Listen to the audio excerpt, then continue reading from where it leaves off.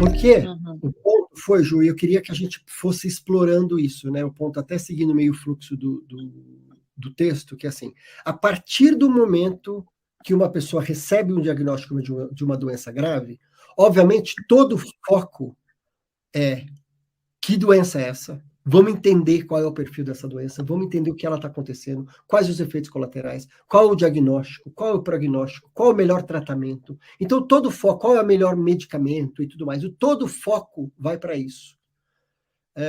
E isso tem um tempo, né? Que são meses, semanas, dias, anos, a gente não sabe o tempo.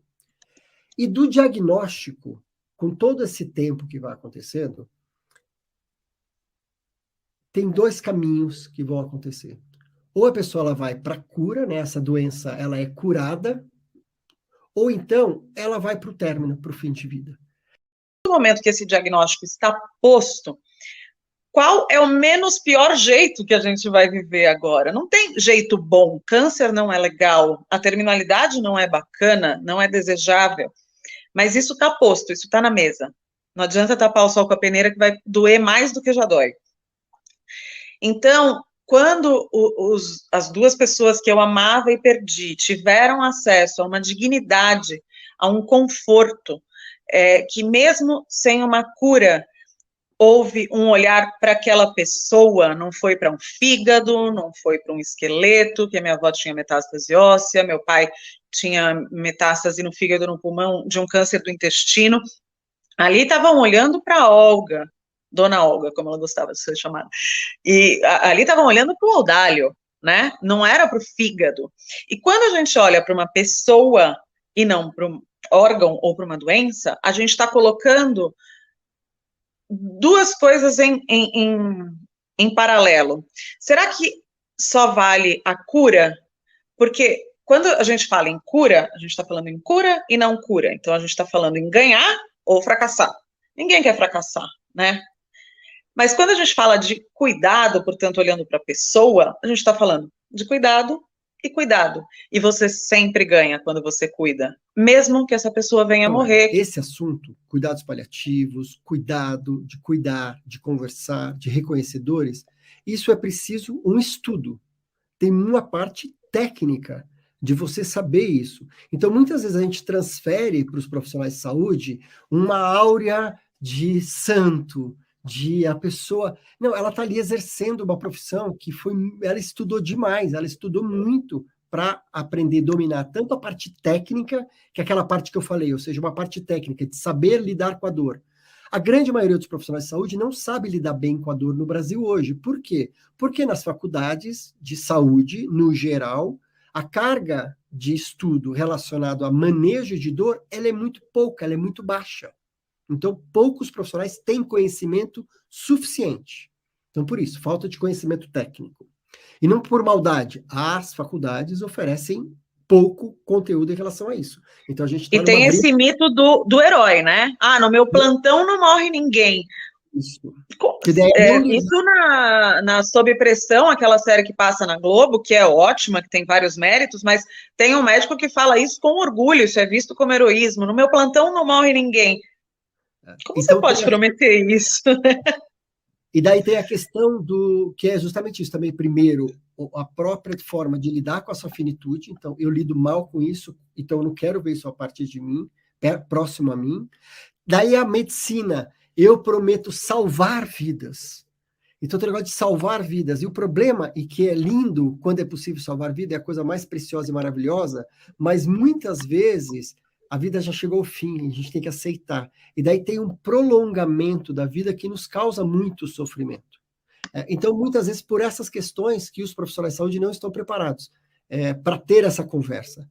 Porque é bastante desconfortável você ter coragem de ouvir essa pessoa, entender a dor dela e acolher. Pensando que tem o diagnóstico, o momento do diagnóstico, o momento que tem uma fase muito crítica, e, na verdade, muitas vezes existem várias fases críticas. E depois, o momento da doença avançada. Em todos estes processos, existe tratamento e deveria também ter cuidado, tanto cuidado quanto tratamento, tá? E por que eu estou insistindo nisso? Porque muitas vezes cuidados paliativos está associado a final de vida. Se entrou cuidados paliativos, sai tratamento. Não é sobre isso. O mundo ideal, amanhã a gente vai falar sobre isso com o Lucas e o Dr. João, é que desde o diagnóstico a gente já deveria ter cuidados paliativos. A gente está chamando só de cuidado, que vai cuidar da dor física, da dor mental, da dor espiritual e tudo mais, para trazer conforto. Porque quanto mais bem cuidado estivermos, melhor a gente vai reagir ao tratamento. Os cuidados paliativos são uma abordagem multidisciplinar que deve ser ofertada no momento do diagnóstico de uma doença ameaçadora de vida. O que isso significa? É uma doença que potencialmente pode matar, mas não necessariamente vai matar, só que ela já é complexa o suficiente para demandar uma abordagem multidisciplinar. Então, não é ou o tratamento ou o cuidado, é também, porque é uma doença complexa, porque ela é grave. Então, ela precisa ser olhada por múltiplos prismas. Então, não basta o médico, o enfermeiro. Tem que ter um psicólogo, um fisioterapeuta, um fonoaudiólogo, um nutricionista, um assistente social. Se a pessoa demandar um assistente espiritual, estou esquecendo de um monte, terapeuta ocupacional, eu estou esquecendo de um monte de gente. Mas por que tanta gente? Porque, como a gente é múltiplo, e a doença grave, ela é complexa, cada um desses profissionais vai olhar com mais cuidado para uma coisa ou para outra. Outra forma é lutos do que aconteceu, por exemplo. Eu perdi um membro do meu corpo. Eu perdi um seio, tive que fazer uma amputação, alguma coisa assim. Então, eu tenho um luto daquela parte do meu corpo. Tenho um luto pelo trabalho que eu não posso exercer mais, porque eu não tenho mais condições físicas de exercer aquele trabalho. Tenho um luto pelo relacionamento, que de uma certa forma ele mudou, impactou. A relação com os meus filhos pode ter mudado. Então, são vários lutos que acontecem na jornada de um paciente e dos familiares, desde o diagnóstico até o processo daquele fim desse diagnóstico, que é o fim, a cura ou o fim da vida, realmente. Mesmo na cura, a pessoa pode viver aos seus lutos, porque ela não se reconhece mais como aquela pessoa que ela era antes. Talvez ela tenha mudado o círculo de amizade, porque ela viveu uma coisa tão intensa que as pessoas talvez se desconectem. Então ela tem o luto daquela rede, de relacionamentos que podem ter acabado, de trabalho. Então, ou seja, o luto se faz presente em várias formas.